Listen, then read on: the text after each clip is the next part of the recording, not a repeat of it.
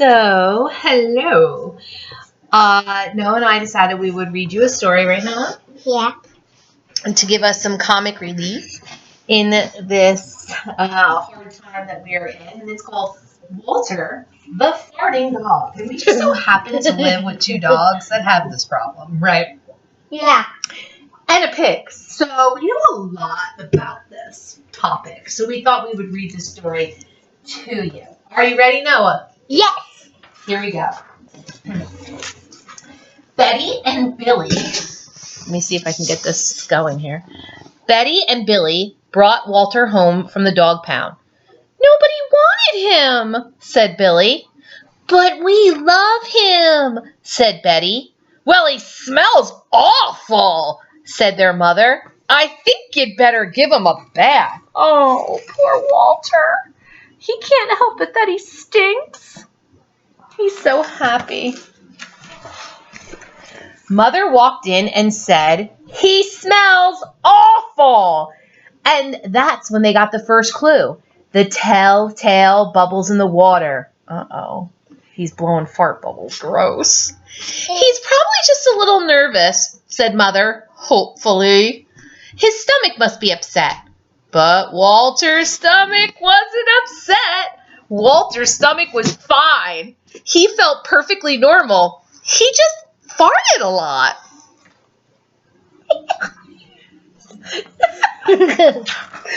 Oh, I gotta get out. He did it when he bathed. He did it when he played with Betty and Billy. He did it when he walked around the house. Wow, it's like our classroom. Huh, the mystery farter that we have.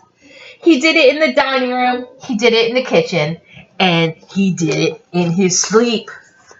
Oh, Walter.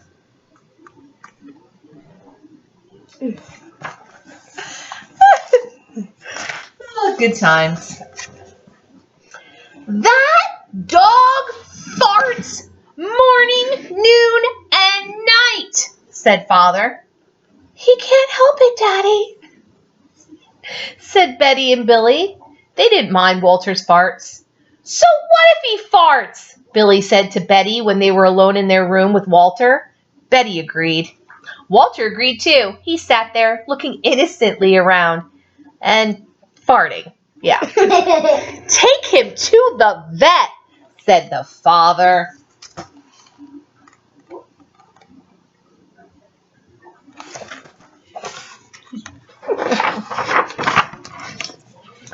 Farting, said the vet, or rectal, okay. Oh, you're really on top of me there, yeah. Flatulence, as we say in the medical profession, and he prescribed a change in his diet. Look at the picture of the dog. Woo, Walter! You've got a lot coming out there, pal. Oh, guys, look at it. I can't believe I'm doing a book about farts. I can't. Okay. They gave... Seriously, okay, I'm a professional. They gave Walter every kind of dog food, and he just farted. They tried him on cat food. They gave him hot dogs, hamburgers, and lettuce tomato sandwiches. They gave him fried chicken. They gave him rabbit food. Oh, you see that, Ryan? You want a rabbit. They made him a vegetarian. No matter what that dog eats, he turns it into farts. Roared the father. I can't. I just can't. I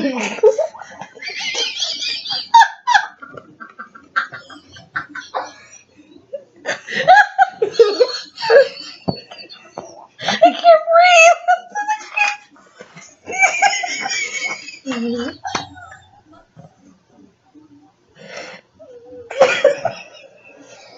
Okay. I'm crying. I'm laughing so hard. Walter got the blame for everybody. Walter got the blame for everybody else's farts too. Uncle Irv. What? Sorry, I can't help it. So, if Uncle Irv let one slip. He just went. He stepped here, Walter. Poor Walter. Then all he had to say was, Walter! And everybody was looking for Walter. Why are we reading this? Why are we reading this about dog farts? Oh, God, I can't. He has to go back to the pound, said Father. No, Daddy, please, begged Betty and Billy. Don't send Walter away. He goes tomorrow, said Father, and they pleaded while Walter just farted. It was all over. That night, Betty and Billy cried in their beds, and Walter looked at them unhappily. Oh, Walter, said Betty, you've got to stop farting, because Father is going to send you back to the pound tomorrow. Oh, that is horrible. Oh my gosh. I can't even right now. Oh my gosh. I'm crying from laughing. Walter knew how serious the situation was. He'd never see Betty and Billy again. He resolved to hold in his farts forever. When Betty and Billy fell asleep, he walked down to the kitchen to see if there was anything around to eat.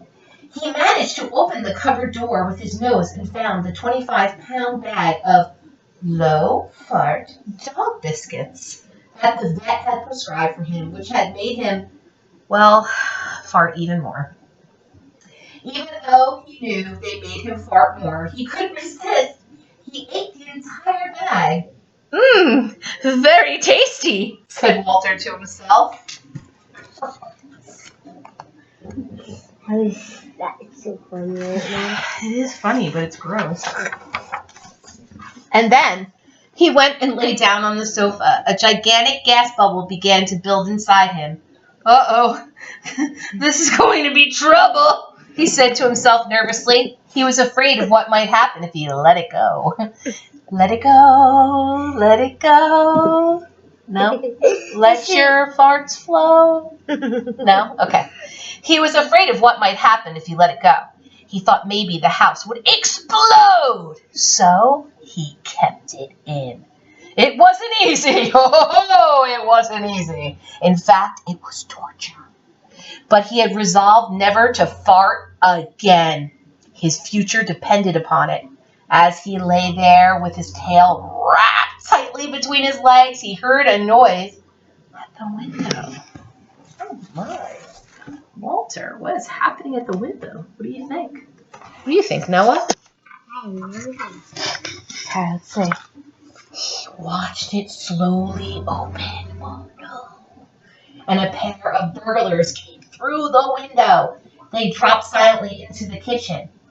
Watch out for the dog, said one of the burglars. Oh, he won't bite. He's a wimp. Walter might have bitten them, except he was so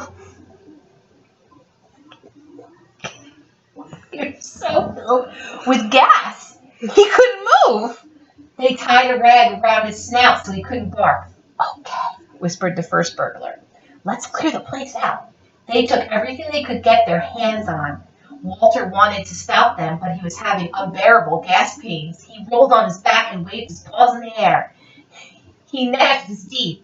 We've got it all, said the second burglar. Let's go. Oh, no. Walter, what are you going to do to help your family? Okay. Well, that is when Walter let it fly. It was the worst fart of his entire life. It made a tremendous noise and shot him across the room. A hideous cloud filled the air. The burglars clutched their throats. Oh! Unable to breathe. With tears in their eyes, they raced to the window. They tried to grab their bag with all the valuables in it, but their arms were too weak. Let's get out of here!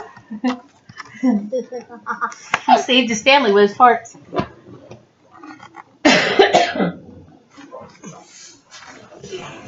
They jumped out the window and ran up the block, choking and gasping for air. Still blinded by Walter's attack, they stepped into the headlights of an approaching police car. How convenient. "Hold it right there," said the policeman. Holy smokes. This is crazy.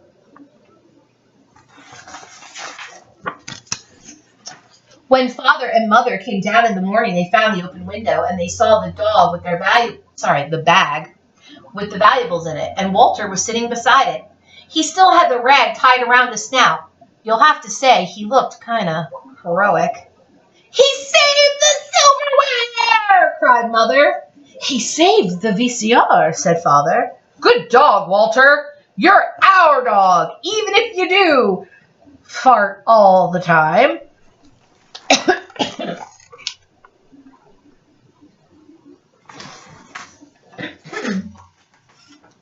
And so the family learned to live with Walter the hero dog. And that's the end of our tale. We shouldn't have that dog. No, I never ever want to own a dog like this. And then look at this. They made Walter's Wonder Park. It runs completely on natural gas. And that, my friends, is your little night story. From the Schultz house to yours, Walter, the farting dog. Good night. That's disgusting.